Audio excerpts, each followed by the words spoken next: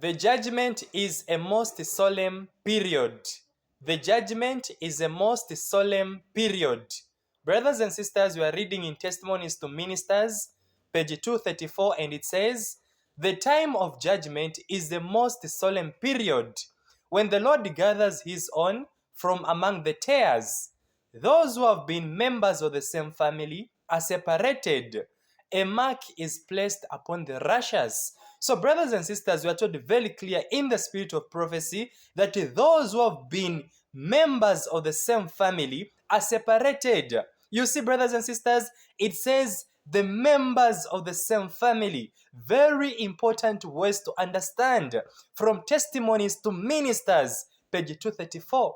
And when the expression says the members of the same family, okay, when you go to the book of 1 Peter chapter 4 verse 17, there we see that the judgment must begin in the house of God. Okay, and we understand to say the judgment for the living is going to start with us. Okay, and here we are told to say the time of judgment is the most solemn period, of which we are told in the book Evangelism, page 221, paragraph 3, and it says the subject of the sanctuary and the investigative judgment should be clearly understood by the people of God.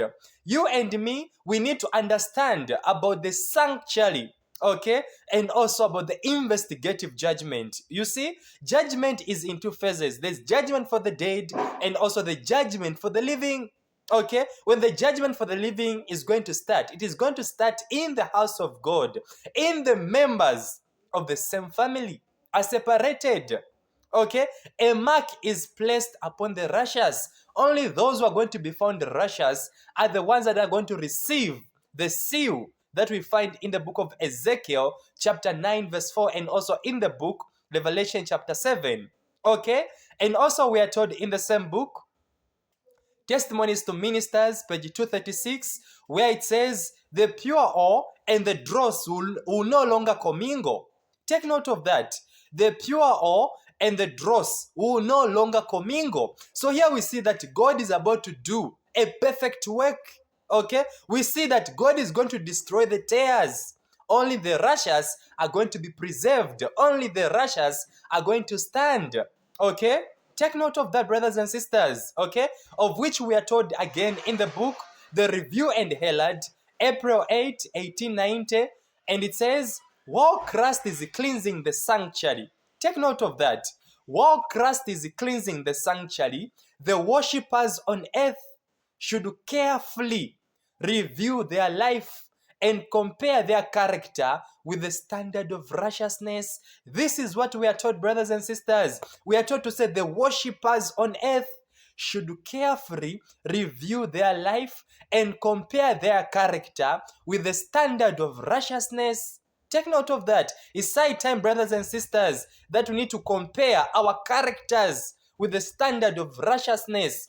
Time is very short, brothers and sisters. Soon and very soon, the judgment for the living is going to commence. Only those who are going to be found on the part of the wheat, on the part of the 5 wise virgins, okay, are going to survive the great and dreadful day of the Lord, which is the judgment for the living.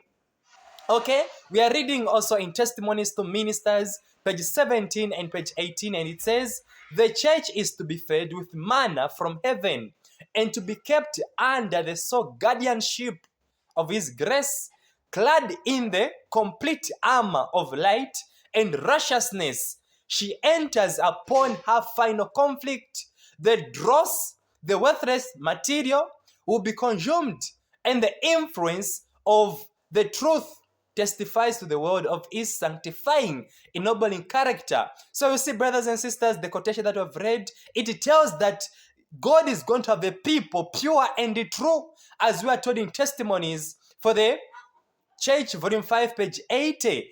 But the days of purification of the church are hastening apace. God is going to have people who are pure and true. God bless you all. Amen.